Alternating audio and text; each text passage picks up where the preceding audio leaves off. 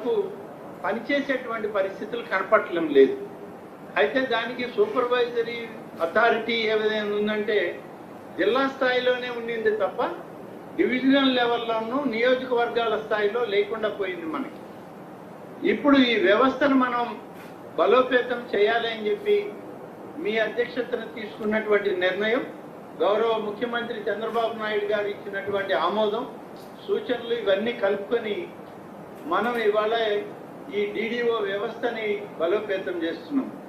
ఈ వ్యవస్థను మనం బలోపేతం చేసేటప్పుడు దీనికి కొత్తగా మళ్ళీ అధికార యంత్రాంగాన్ని, ఉద్యోగస్తుల్ని తీసుకునేటువంటి ఆలోచన చేయకుండా ఉన్నటువంటి వాళ్ళకే సరైనటువంటి పద్ధతిలో వాళ్ళకు ప్రమోషన్లు ఇచ్చి వాళ్ళకు బాధ్యతలు అప్పచెప్తే వాళ్ళకు ఉన్నటువంటి అనుభవంతో మన వ్యవస్థని మెరుగుపరచగలరు అనేటువంటి ఒక నమ్మకంతో మీరు తీసుకున్న నిర్ణయం ఇవాళ వేలాది మందికి కొంత మేము ఇక్కడికే రిటైర్ అయిపోతున్నాం అనేటువంటి ఆలోచనలో నుంచి ఒక మంచి ఉషోదయంలోకి వాళ్ళని నడిపించినటువంటి పరిస్థితులు మనకి ఇవాళ రాష్ట్రం అంతా కూడా సంతోషంగా ఉన్నారు. పంచాయతీరాజ్ రంగం గ్రామీణ వ్యవస్థకి ఇది వెన్నెముక లాంటిది. అలాంటి కార్యక్రమాల్లో మనం అత్యంత వేగవంతంగా రాబోయేటువంటి మళ్ళీ 5 సంవత్సరాలకి రాజ్యాంగబద్ధంగా జరిగేటువంటి ఎన్నికలకు లోపే మనం కొన్ని వ్యవస్థల్ని మెరుగుపరిచేటువంటి ఆలోచనతో ఇవాళ మనం ఈ కార్యక్రమాన్ని తీసుకున్నాం. మీరు స్వయంగా మరి రాష్ట్రంలోని 76 అంటే ఒకటి మనోహర్ గారిది ఉంది, మనోహర్ గారు కోపడతారు 76 అంటే 77 ఆయనతోటి కలిపే చెప్తాం సార్. మనం 77 డిడిఓ ఆఫీసుల కార్యాలయాలను ప్రారంభించడం, మీరు స్వయంగా చిత్తూరు నుంచి మా అందరితో కూడా ఈ యొక్క ఆనంద సమయాన్ని పంచుకోవడం చాలా ఆనందంగా ఉంది. పంచాయతీరాజ్ వ్యవస్థలో ఉన్నటువంటి అధికార యంత్రాంగం అంతా కూడా ఇవాళ మీకు ప్రత్యేకంగా శుభాకాంక్షలను తెలియజేస్తూ, కూటమి ప్రభుత్వంలో మేమందరం భాగస్వాములమే, ప్రజాస్వామ్య వ్యవస్థను మెరుగుపరచడంలో మేమందరం మీతో కలిసి పనిచేస్తామన్నటువంటి మాట ఇవాళ అందరిలో కూడా రావడం అనేటువంటిది చాలా సంతోషించవలసిన విషయం. మీరు కూడా ఈ ఆత్మకూరు నుంచి, నేను ఈ డిడిఓ కార్యాలయం నుంచి మాట్లాడుతున్నాను సార్. ఇది తాత్కాలికంగా ఏర్పాటు చేసినటువంటి భవనాల్లో నుంచి ఉన్నాం.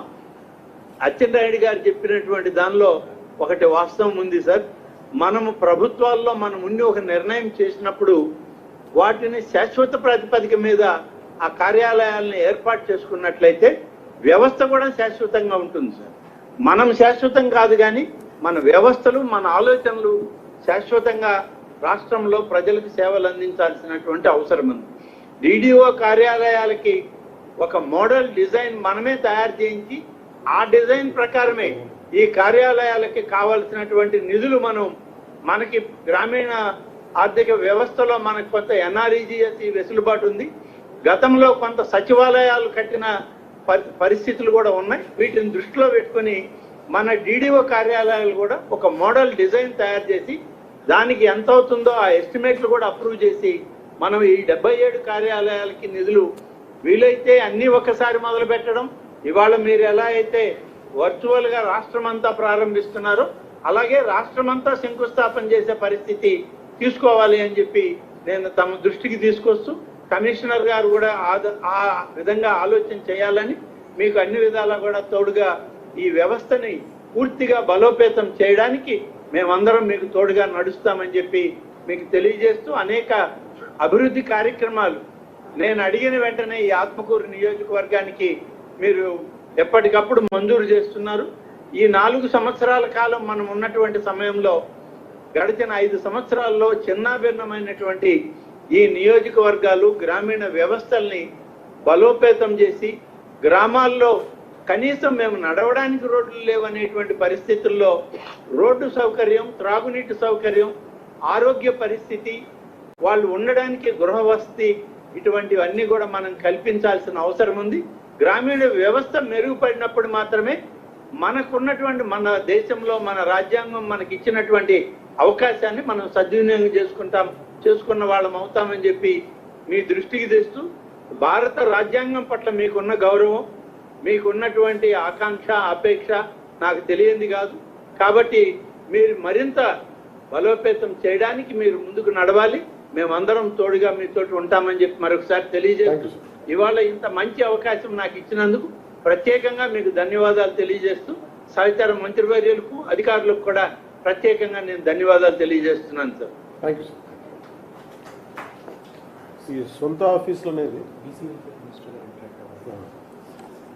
సొంత ఆఫీసులు అనేది రామనారాయణ రెడ్డి గారు చెప్పిన దానికి అచ్చెన్నాయుడు గారు చెప్పిన దానికి సొంత ఆఫీసు సార్ దీనికి ఇందాక కలెక్టర్ని అడిగితే సుమిత్ గారిని అడిగితే sir 35 lakhs 35 to 40 lakhs. And ఒక్కొక్క ఈ ఆఫీస్కి దాదాపు 35 నుంచి 40 లక్షలు ఇవన్నీ గవర్నమెంట్ బిల్డింగ్స్ సార్ అన్ని